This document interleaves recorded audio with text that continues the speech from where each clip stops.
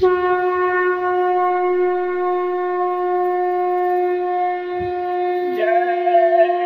गुरुदेव। जय गुरुदेव। यदि कुदरती कहर से बचना है, शाकाहारी रहना है। बाबा जी का कहना साफ, कुदरत नहीं करेगी माफ।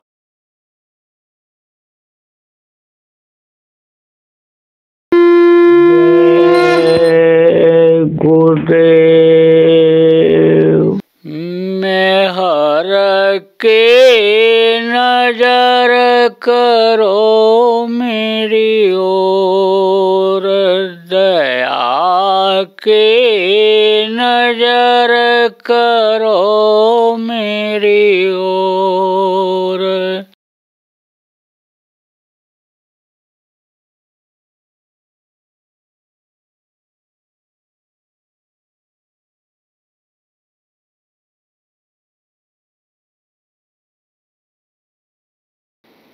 तो शब्द ही सब कुछ है। शब्द भेदी गुरु जब मिलते हैं तब वो इस सूरज को शब्द के साथ जोड़ देते हैं, और ये ऊपर शब्द को पकड़ करके ऊपरी लोकों में होते हुए और अपने घर मालिक के पास आने जाने लगती है।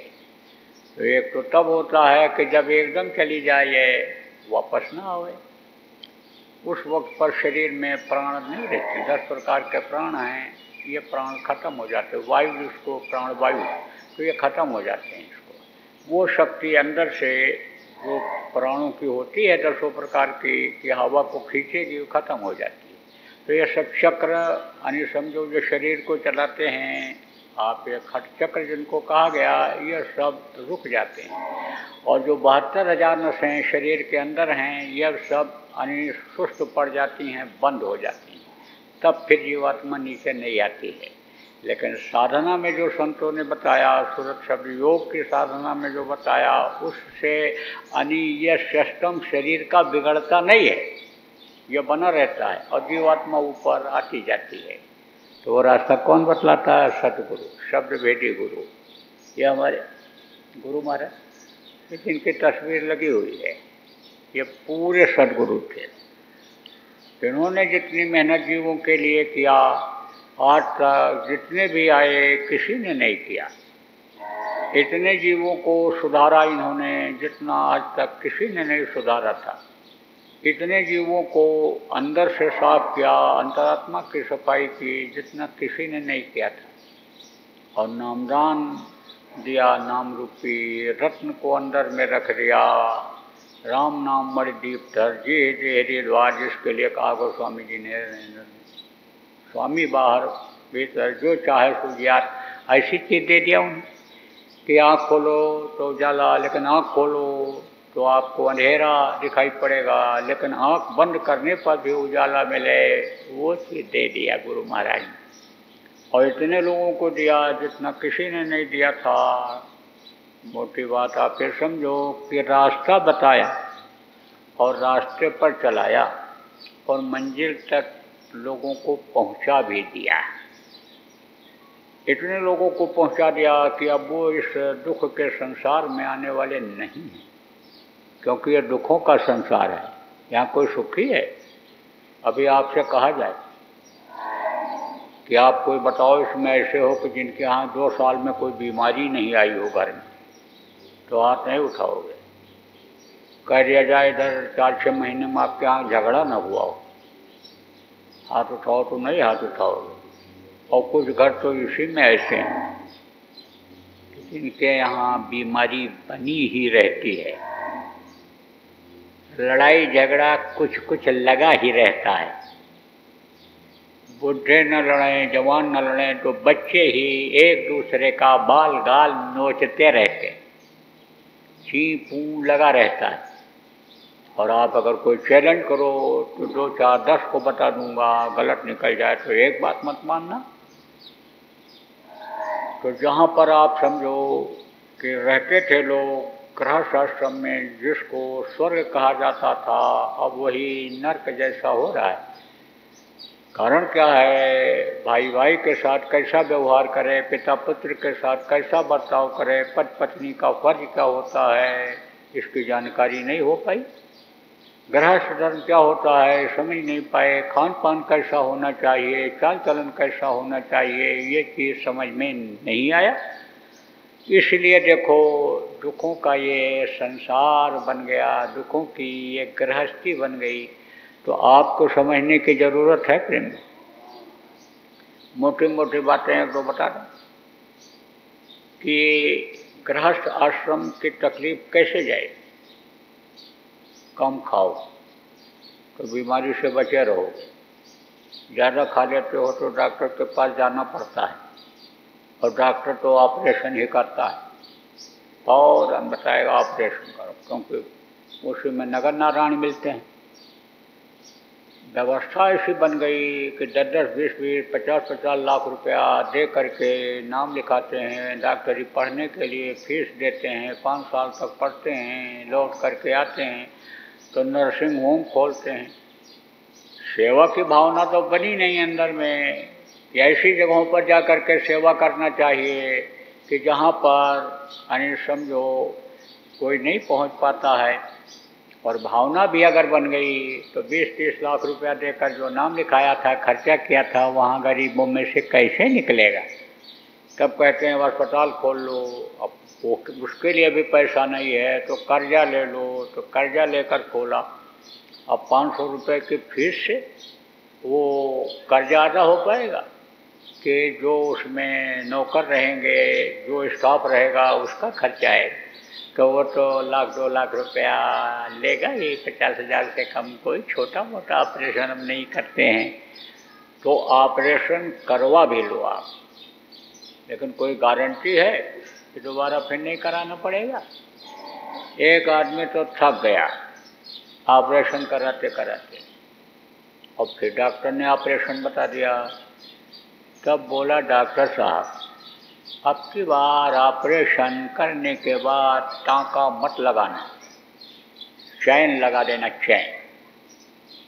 अब या तो बटन लगा देना, दोबारा जब आऊँगा तिबारा चौथी बार आऊँगा, हर बार आप जब यही बताते हो फिर बताओगे वही, तो काहे को काट पीट करना रहे, पट्टी मलहम कराना पड़े, टाँके टूट जाते हैं, फिर क्यों सिलवाना पड़े, बस बटन खोल के ऑपरेशन कर दें।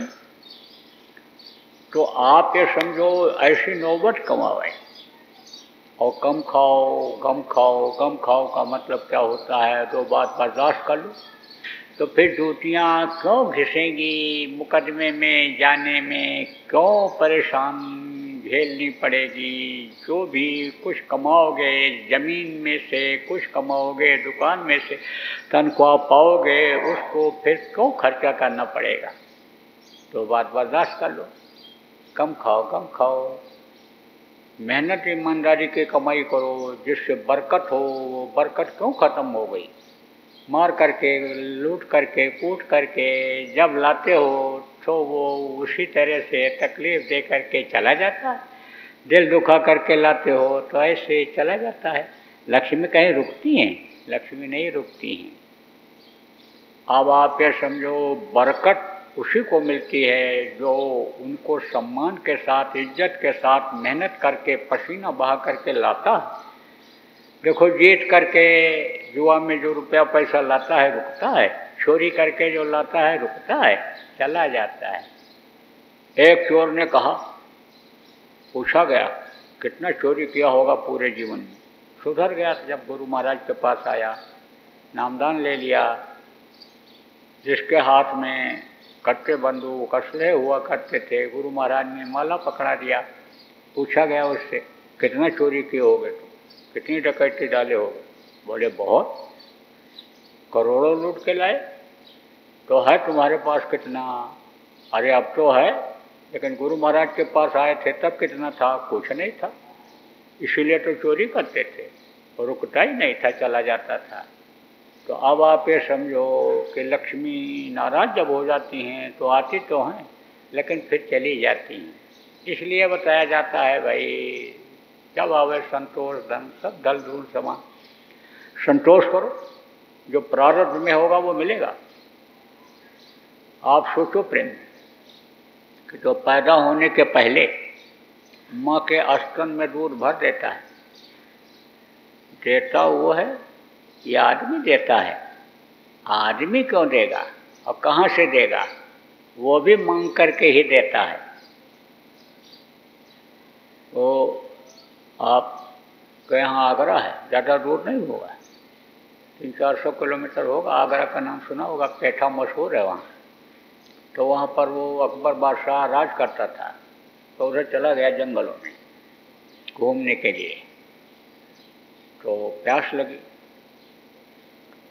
तो गया एक झोपड़ी के पास खड़ा हुआ। तो देखा उसने, बुढ़ा था, मतलब बुढ़ा बहुत नहीं था, आदमी था, थोड़ी बहुत किसानी खेती करता था वहीं। देखा तो कहा बैठ जाओ, बैठाया। यह भारतीय संस्कृति रही है कि आओ बैठो, पियो पानी। बैठाते थे लोग, पानी पिलाते थे, रोटी खिलाते थे।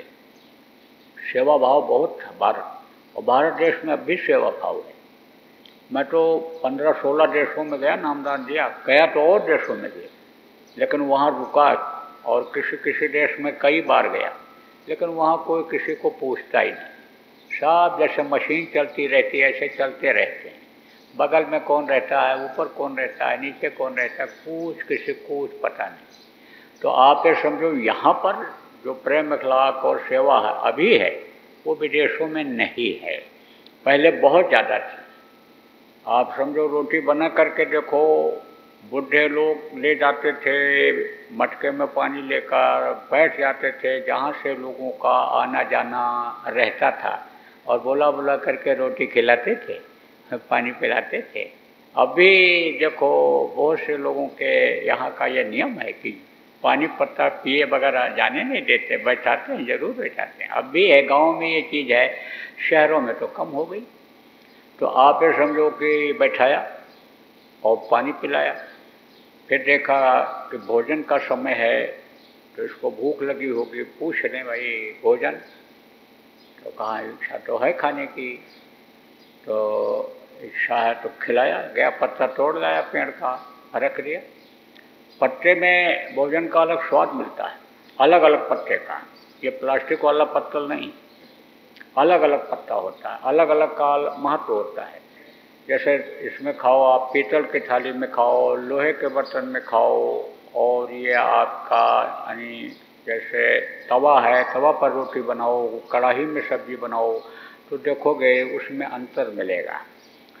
लोहे के तत्व उसमें, लोह की ज़रूरत होती है शरीर को, तो उसमें मिल जाते हैं, ऐसे तत्व मिल जाते हैं। पत्ता तोड़ लाया।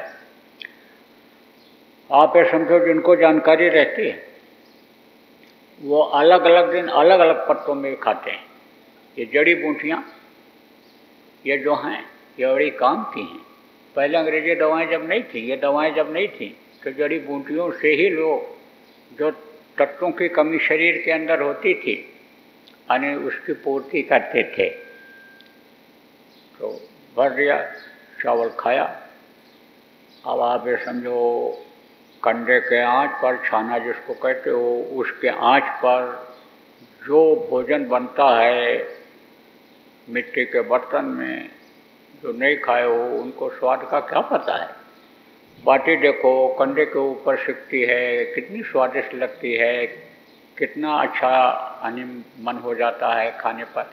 तो ऐसे ही कंडे के आग पर पका हुआ जब खाया मिट्टी के बर्तन का भोजन, खुश हो गया। बादशाह बोला, देखो मैं आगरा में रहता हूँ, और तुमको कभी कोई चीज़ की ज़रूरत पड़े तो तुम मेरे पास आ जाना। मैंने तुम्हारा नमक खाया है, नमक अदा करूँगा। वास्तव में मुझे भोजन की ज़रूरत थी और तुमने समय से दे दिया। समय से भोजन का महत्व होता है। कहते भूख मर गया तो अब खाने से क्या फ़ायदा, समय पर मिलना चाहिए।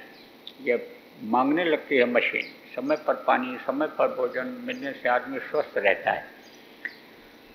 और इसमें भी दिन में भी समय का भोजन, शाम का भी समय का भोजन, ये सब नियम बनाया था।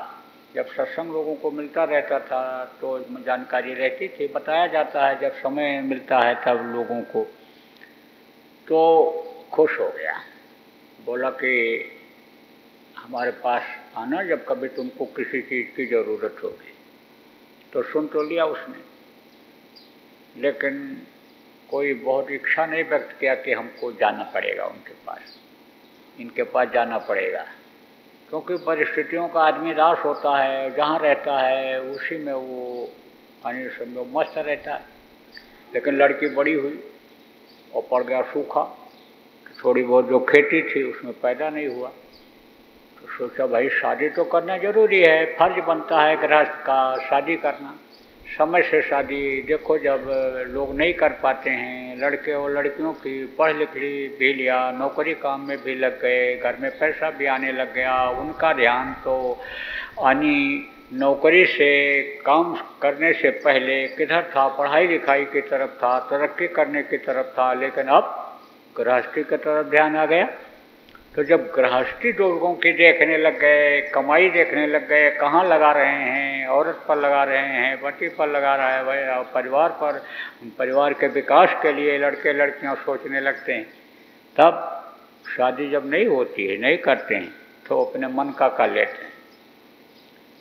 अब उनको तो इतनी समझ नहीं होती है करना किस तरह से चाहिए, कैसे गृहस्थ आश्रम में हमारे परिवार वालों के साथ रह पाएगी, कैसे ये हम इसके साथ सेट हो पाएंगे लड़के के साथ। और ये बच्चे और बच्चियाँ आजकल देख नहीं पाती, सुंदरता पर, पढ़ाई लिखाई पर, रुपया पैसा पर चले जाते हैं। और शादी तो बड़े धूमधाम से होती है, लेकिन 2 महीना भी नहीं बीतता है और दहेज के मुकदमे चालू हो जाते हैं, तलाक के मुकदमे चालू हो जाते हैं। तो समय पर करना चाहिए, हर काम समय पर करना चाहिए। तो बड़ी होने लगी तो चिंता होने लगी कि अब शादी कैसे की जाए, खर्चा तो कुछ न कुछ लगेगा ही। फिर सोचा उसने चलें। वो आए थे, बढ़िया कपड़ा पहने थे, लंबे तिरंगे, कोई बड़े आदमी लगते हैं। तो उनको हमने भोजन खिलाया था, पानी पिलाया था, तो चलना चाहिए उनके पास। तो चलते समय अकबर बादशाह ने कहा था कि देखो मैं आगरा में रहता हूँ और वहाँ पर तुम आना और पूछना मुझे अकबरा से मिलना है, तो तुमको लोग बता देंगे और तुम मेरे पास आ जाना। तो अकबरा नाम उसको याद था। अब आगरा में गया तो पूछा, तो कोई सुन के अनसुना करते, कोई डांटते, कोई कहते हमको नहीं मालूम है। किसी ने कहा बुढ़े ने कि वो महल की तरफ चले जाओ, वो किला दिखाई पड़ रहा है। बुढ़ों को बड़ा अनुभव होता है। अब आजकल के ये लड़के बुढ़ों को ओवरटेक करने लगते हैं, बुढ़ों को साइन करने लगते हैं, बुढ़ों से बातें नहीं करना चाहते हैं। ये बहुएं माताओं से बातें ही नहीं करना चाहती हैं। करना चाहिए, सीख लेना चाहिए। अनुभव बहुत होता है जीवन का, अनपढ़ ही सास क्यों न हो। लेकिन बच्चा को बहू के पैदा करा देती है हाथ पैर करके, और पढ़ी लिखी डॉक्टर लड़की अपने बच्चे को नहीं पैदा कर सकती है, दूसरे के बच्चे को ऑपरेशन करके तो निकाल देती है। तो अनुभव बहुत होता है। तो बुढ़े ने कहा वहाँ चले जाओ। पूछा उसने, क्यों पूछ रहे हो, बताया पूरा वाकया। तो कहा वहाँ जाओ किले के पास। क्या मालूम कभी गए हो बादशाह। तो गया वहाँ, तो वहाँ भी डांट के भगा दिया उसने। जब अकबरा नाम लिया, अकबर को हजूर बादशाह को सब सम्मान के साथ बुलाते थे, अभी अकबरा बोला। जैसे नाम लड़के का कुछ और रहता है और घसीट के बोलते हो तो कुछ और मुँह से निकलता है। ऐसे ही कि जब रोने लग गया, आदमी रोने लग गया, तो तब तक वहीं एक बुढ़ा और सिपाही था। कहा खबर तो करवा दे, क्या मालूम कभी गए हूँ। वो भी दास्तान पूरा सुना, कभी गए हूँ, खबर हुई। अरे बोले बादशाह बोले बुलाओ। वो तो बहुत ही दिल जीतने वाला काम किया था उस समय, वो तो बहुत अच्छा काम किया, नेक काम किया, उसको बुलाओ। बुलाया तो अकबर का नमाज का वक्त हो रहा था। पहले के समय में चाहे कोई हिंदू हो, मुसलमान हो, सिख हो, ईसाई हो, किसी भी धर्म का मानने वाला हो, पूजा पाठ का, अपने ग्रंथ के पाठ का, ध्यान लगाने का, पूजा करने का, नमाज अदा करने का समय निश्चित करके रखता था। अपने जीवन के टाइम टेबल में दैनिक क्रिया जिसको कहते हैं, दैनिक यानी जो कार्य की प्रणाली होती है, उसमें इसको जोड़ करके रखा था। कितना देर हम पूजा पाठ करेंगे, 1 घंटा हम करेंगे, 1 घंटा हम ग्रंथ का पाठ करेंगे, हम नमाज 5 वक्त जरूर अदा करेंगे, कहीं भी कर लेंगे। यह निश्चित करके लोग समय रखते थे। तो नमाज का वक्त हो रहा था और ये पहुंच गया तो इसको बैठाया। तब उन्होंने कहा कि हम तो नमाज का वक्त हो गया था तो जा रहे थे, तो अच्छा हुआ आप आ गए, तो आप बैठो, अब मैं नमाज यहीं पढ़ लेता हूँ, यहीं पर। तो कहा कि नमाज क्या होता है? तो कहा कि पूजा जिसको तुम लोग कहते हो वो होता है। तो कहा अच्छा कर लो। अकबर भाई कोई बात नहीं है, बैठा रहा। अब अकबर उठें बैठें, ऐसे करें और फिर ऐसे कान में उंगली लगाएं, जैसे नमाज लोग पढ़ते हैं ऐसे पढ़ें, और ऐसे ऐसे करें हाथ इस तरह से। तो जब पढ़ चुके तो पूछा तू क्या करता है, ये तो कोई तकलीफ है उठता बैठता था?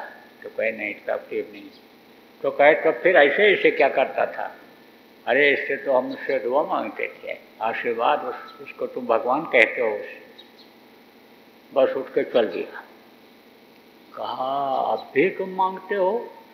ये हाथी घोड़े और ये महल और ये देखो सोने चांदी के ये सब बर्तन और ये बिस्तर तुम्हारा और कपड़े तुम्हारे इतने बढ़िया, अब भी तुम मांगते हो?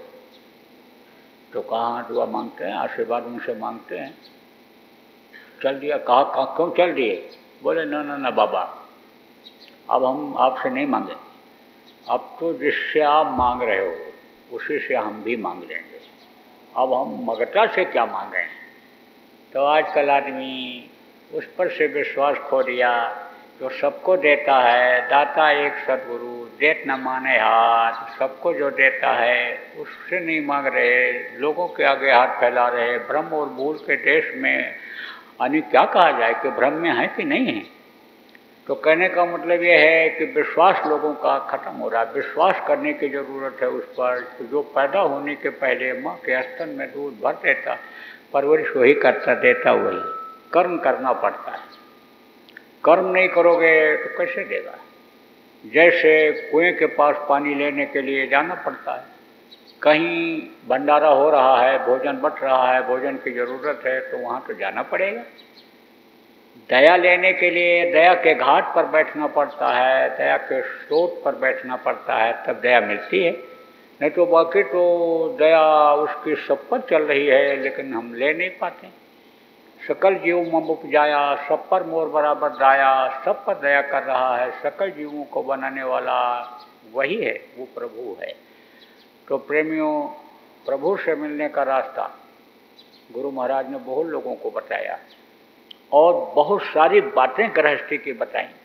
समय समय पर गुरु महाराज के जाने के बाद भी आपको बताया गया है, जो पुराने प्रेमी इसमें बैठे हो थोड़े से, आपको मालूम है। उन बातों को पकड़ोगे तो ये है लोक अपने आप बनता हुआ दिखाई पड़ेगा। अब परलोक बनाने का रास्ता आपको तो यहीं बताया जाएगा, आमने सामने ही बताया जाता है। यूट्यूब में बातें पड़ी रहती हैं, चैनल में भी बातें आती हैं सत्संग की, जो बताया गया है। लेकिन नामदान भगवान के मिलने का रास्ता, इसी मनुष्य शरीर में देवी देवताओं के दर्शन करने का रास्ता, अनहद वेदवाणी, कलमा खुदाई आवाज़ जिसको कहते हैं, उसको सुनने का रास्ता, उस पर नहीं बताया जाता है। तौहीनी होती है इनकी, बेइज्जती इनकी हो जाती है, नाराज़ हो जाते हैं ये, इसलिए नहीं बताया जाता है। तो वो तो आमने सामने बैठ करके ही बताना पड़ता है, तो वो भी आपको बताऊंगा। मोटी मोटी बातें बता दिया लोक बनने की, परलोक बनने की। देखो ऐसा भी होता है कि कभी कभी बर्दाश्त से कोई चीज़ बाहर हो जाती है, जैसे एक लड़की मेरे पास आई और बोली ससुराल अब हम नहीं जाएंगे। उसकी माँ भी थी, माँ ने कहा ये ससुराल नहीं जा रही। तो हमने कहा कि क्यों? तो बोली कि हमारी सासू माँ दिन भर बोलती ही रहती और ऐसी बातें बोलती हैं कि अंदर घाव बन जाता है। और आप ही सत्संग में सुनाते हो कि किसी को लठ मार दो घाव हो जाए तो भर जाता है, लेकिन बातों का घाव नहीं भरता है। तो मैं तो वो गई, अब नहीं जाऊँगी, न आप कहिएगा, आपकी बात खाली जाएगी। मैं तो सोच लिया हूँ अब उस घर में कदम भी नहीं रखना है। तो हमने कहा तो तू बातों को सुनती क्यों है? अब बहुत नाराज हो गई, जैसे आग में घी पड़ जाए, भभक उठाए, बुझने के बजाय और तेज हो जाए, ऐसे तेज हो गई। तो घर छोड़कर कहाँ चले जाएं? हमने कहा देख तू वहीं बैठ जाया कर, कपड़ा डाल ले ऊपर से और आंख बंद कर ले और कान में उंगली लगा ले, सुन ही नहीं, आँख से देख ही नहीं क्या इशारा करती हैं, और सुनेगी नहीं, देखेगी नहीं, तो थोड़ी देर के बाद क्रोध उनका शांत हो जाएगा। क्रोध भी एक अग्नि है, अग्नि का सिद्धांत है कि जलती है तो बुझ जाती है, तो बुझेगी और क्रोध खत्म हो जाएगा, बस सब सेट हो जाएगा। और उसने यही किया और गृहस्थी सेट हो गई। तो अब आप बच्चियों जो आई हो कहोगे भाई हम कैसे भजन करेंगे, उसको तो बताया गया था, आज आपको भजन करना बता दिया जाएगा। कान में उंगली लगाओ, बैठ जाओ, कोई कितना भी गुस्सा करे कुछ नहीं। पुरुष को गुस्सा आवे औरत बैठ जाए भजन पर, औरत को गुस्सा आवे पुरुष बैठ जाए, बाप को आवे बेटे के ऊपर गुस्सा बेटा बैठ जाए, बेटे की गुस्सा बाप पर उतरे तो बाप बैठ जाए, तो झगड़ा होगा? कभी भी नहीं होगा। नारद जैसे भी झगड़ा लो हट जाएंगे उस घर से, हाथ जोड़ करके बगल हो जाएंगे। जैसे दृष्टांत में आपको जो पुराने लोग हो सुनाया गया है। तो आप प्रेमियों समझो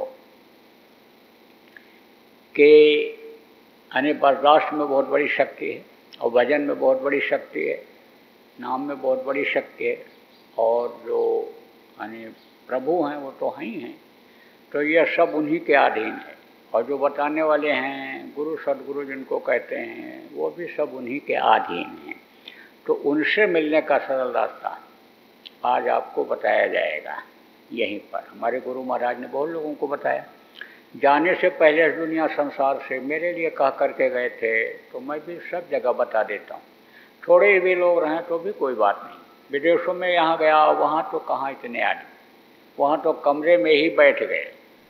कहीं कहीं तो बहुत भीड़ हुई, कहीं कहीं के तो राष्ट्रपति भी आए। आपके मॉरिशस के राष्ट्रपति पूरा सत्संग सुन के नामदान लेकर गए। नेपाल के जितने प्रधानमंत्री पीछे हुए, कई बार मैं गया, कोई न कोई कभी न कभी आ ही गया। तो समझो वो लोग भी आ जाते हैं, बहुत भीड़ होती है, लोग आते हैं कहीं कहीं, लेकिन कहीं कहीं पश्चिमी देशों में या इधर खाड़ी देशों में यानी कम लोग आते हैं। तो नामदान दे देता हूँ कमरे में बैठा करके। क्यों? क्योंकि नामदान देने वाला जब चला जाएगा, इच्छा भी होगी नामदान लेने की तो मिलेंगे नहीं, कहाँ से मिलेगा? और समय का कोई पता नहीं, घर से आदमी निकले कोई गारंटी नहीं 2 घंटे के बाद वापस आ जाए। तो ऐसे समय में अगर ये बीज पड़ा रहेगा नाम का और कभी भी उसकी इच्छा जगी, समझा दिया किसी ने और करने लग गया है, तो उसका फ़ायदा तो उठा लेगा, लाभ तो उठा लेगा उसका। जैसे बीज डाल देते हो सूखे में, बरसात होती है, उगाता है, इसे उगाएगा, तो सूखा भी रहा, कुछ समझ भी नहीं पाया संत मत को, क्योंकि ये संत मत है। संत मत ये बाहर से रूखा लगता है, अंतर में सरसता आती है। बाहर से तो ढोल मंजीरा ये जो बजाते हैं आदमी, कीर्तन गाते हैं, उसमें रस मिलता है मन को, और इसमें रस मन जब सूरज के साथ जीवात्मा के साथ जुड़ जाता है, उसको रस मिल जाता है, तो उसी रंग में रंग जाता है। नाम के रंग में रंग जा मिले तो धाम मिल अपना, तब अपना घर अपना धाम वो मिल जाता है। कांटों पर सोते, पेड़ों पर लटके रहते, बैसाख जेठ के महीने में सिर पर अग्नि रख करके, चारों तरफ अग्नि जला करके पंचाग्नि देते थे पहले। लेकिन तो भी जल्दी ये चीज़ नहीं मिलती थी।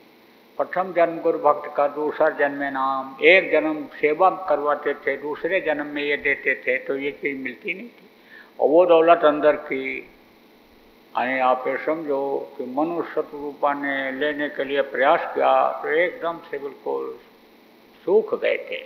लेकिन जब उधर जब उड़ आया, जब शब्द यानी कानों से सुने और अंदर में जब शब्द आया और उसका जब ताकत इनको महसूस हुआ तो हृष्ट पुष्ट तन भय सुहाए, मानो अभी बहुते आए। सब ग्रंथ में लिखा भरा पड़ा हुआ है, समझने और सुनने की जरूरत है। अब ग्रंथों को किसने लिखा? महापुरुषों ने लिखा। उतनी योग्यता का कोई मिलेगा तब तो उसको समझाएगा। कम पढ़ा लिखा, 16 दर्जा पढ़े की किताब को क्या समझा पाएगा? यही बात समझो आप। तो जब यानी समझो उसको देखोगे, सुनोगे तो लोगों को बताने लगोगे। बस जैसे बताओगे सुनी हुई चीज़ को, देखी हुई चीज़ को, तैसे ही वो बंद हो जाएगा। बस उसके लिए रोगे, तड़पोगे, चिल्लाओगे, फिर वो चीज़ जल्दी मिलने वाली नहीं है। इसलिए कुछ भी सुनाई पड़े या दिखाई पड़े तो किसी को बताना मत। और अगर आप मन को रोक कर थोड़ी देर सुबह शाम बैठने लगोगे तो दिखाई सुनाई जरूर पड़ेगा। ये बिल्कुल पक्की बात है। तो प्रेमियों, आपको नाम बताऊंगा।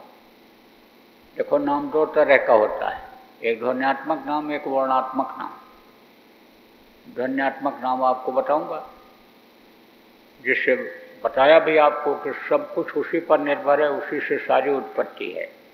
और वर्णात्मक नाम को बता दूं, वर्णात्मक नाम मुँह से लिया जाता है और माया के लोक में आते हैं वो। और ये जो हैं, ये निर्मायक हैं, जो 5 नाम बताऊंगा आपको, ये माया के लोक में नहीं आते हैं, माँ के पेट में नहीं आते हैं, ये पैदा नहीं होते इस धरती पर, आदमी नहीं बनते हैं ये। और बाकी ये जो माँ के पेट में बन करके पल करके बाहर निकलते हैं, ये यानी समझो महापुरुष का काम जो करते हैं, उनके मुँह से जो आवाज़ निकलती है लोगों के फायदे के लिए, रक्षा के लिए, वो मायक नाम होता है, वर्णात्मक नाम होता है। समय समय पर नाम को उन्होंने जगाया। त्रेता में राम नाम में शक्ति थी, द्वापर में कृष्ण नाम में शक्ति आई। और आप ये समझो कि कलयुग जब आया तो कलयुग में कबीर साहब जब आए तो उन्होंने सतनाम को जगाया, सत साहब कहा उन्होंने। वाहे गुरु को किसने जगाया? वाहे गुरु को जगाया नानक साहब ने। गुरु के जलवा को अंदर में देखा और तो उछल पड़े, वाहे गुरु, वाहे गुरु, वाहे गुरु। जैसे आपका बच्चा जमीन से चिपक के चलता हो, जैसे गाय बैल से पैरेलल में चलते हो, ऐसे चलता हो। जिस दिन खड़ा हो जाएगा उस दिन वाह वाह कहने लगोगे, कहने लगती है माता, वारे वारे बेटा, वारे बेटा, वाह वाह, खड़ा हो गया मेरा बेटा।